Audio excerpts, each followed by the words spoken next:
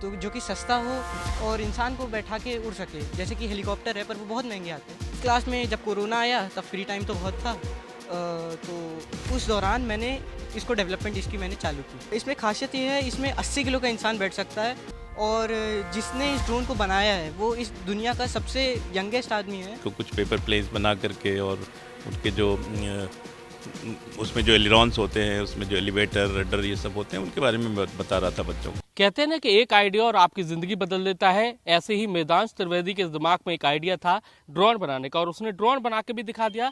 ये जो ड्रोन है इस पर 80 किलो तक का व्यक्ति बैठकर 4 किलोमीटर तक का राउंड ले सकता है और ये 12th क्लास में है। द सिंधिया स्कूल में ये पढ़ते हैं और इनके दिमाग में जो आइडिया था 8वीं क्लास से चल रहा था, लेकिन 12वीं क्लास में आते आते ये आइडिया सफल हुआ। बात करते हैं मैदान से, क्या आइडिया था आपके दिमाग में, कैसे आपने इसको साकार किया? सर मेरे दिमाग में ये आइडिया था कि मुझे कुछ ऐसा बनाना है तो जो कि सस्ता हो और इंसान को बैठा के उड़ सके, जैसे कि हेलीकॉप्टर है पर वो बहुत महंगे आते हैं। तो मैंने सोचा एक इलेक्ट्रिक ड्रोन बनाते हैं, जिसमें सस्ते से सस्ता ड्रोन बनाते हैं जिसमें इंसान आदमी बैठ के कोई भी उड़ सके। ये आइडिया जब मैं 8th क्लास में था, ये आइडिया तब से मेरे दिमाग में था और 7th क्लास से मैं हवाई जहाज़ बनाता आ रहा हूँ, ड्रोन बनाता आ रहा हूँ। 8th क्लास में जब मैं 7th में था तब एक मेरे शिक्षक हैं श्री मनोज मिश्रा जी, मेरी क्लास में आए थे और हवाई जहाज़ के बारे में वो डेमोन्स्ट्रेशन दे रहे थे, कैसे उड़ता है, कैसे काम करता है। तो मुझे बड़ा अच्छा लगा कि इतना सिंपल कॉन्सेप्ट है और हज़ारों टन हवा में उठा रहा है। उस दिन से मेरे दिमाग में एयरप्लेन हवाई जहाज़ पूरा बैठ गया।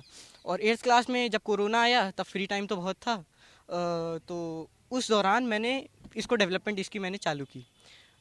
इसकी इंस्पिरेशन मैंने ली है चाइना की एयर टैक्सी जो है, 1-2 साल पहले उन लोगों ने ये डेवलप किया था, पर 2010 के आसपास से वो भी अपना ये कॉन्सेप्ट एनहांस कर रहे हैं।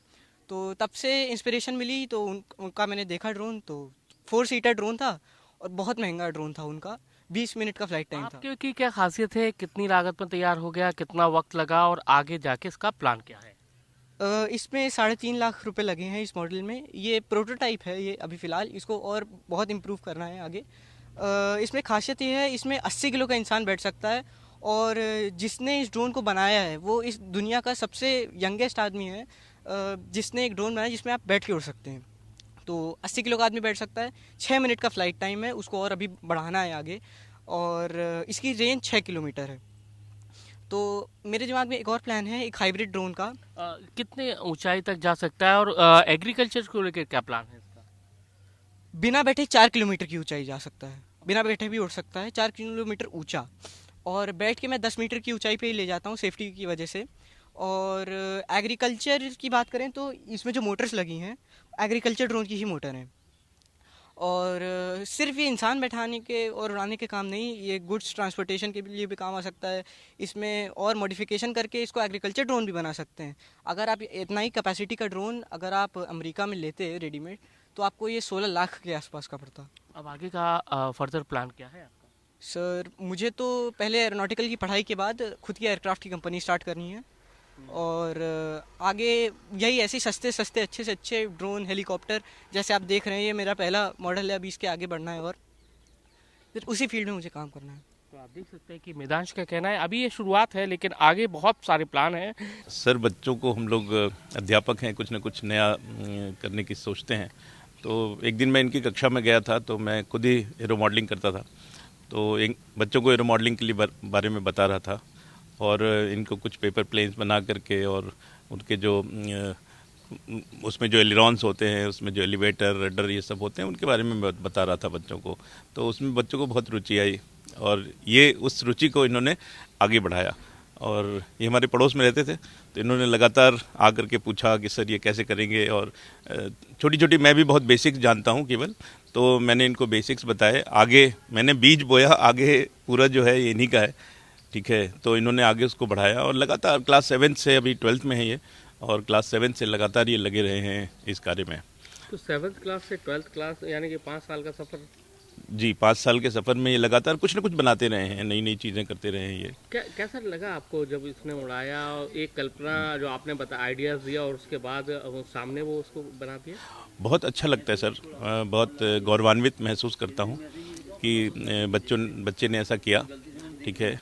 और भी इससे और भी बच्चों को प्रेरणा मिलती है कि बच्चे और भी अच्छा करें इस क्षेत्र में। नई नई चीज़ें ला रहे हैं ये, इनके सपने जो हैं काफ़ी बड़े सपने हैं। और जो सपना जो है वो एक देखिए समाज सेवा से प्रेरित भी है, क्योंकि ये चाहते हैं कि हम सस्ते से सस्ता ड्रोन बनाएं जिस पर आदमी उड़ सके अकेला।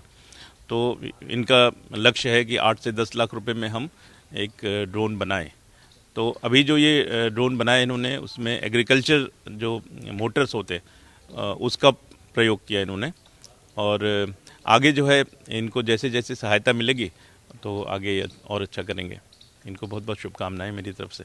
ऐसे कई सारे ड्रोन बनाना है उनको जो सस्ते हों मार्केट में, जिससे लोग एक जगह से दूसरी जगह तक जा सकें और एग्रीकल्चर में भी इसका उपयोग कर सकें। कैमरामैन राजकुमार कुशवाहा के साथ नासिर गौरी, IBC 24 ग्वालियर।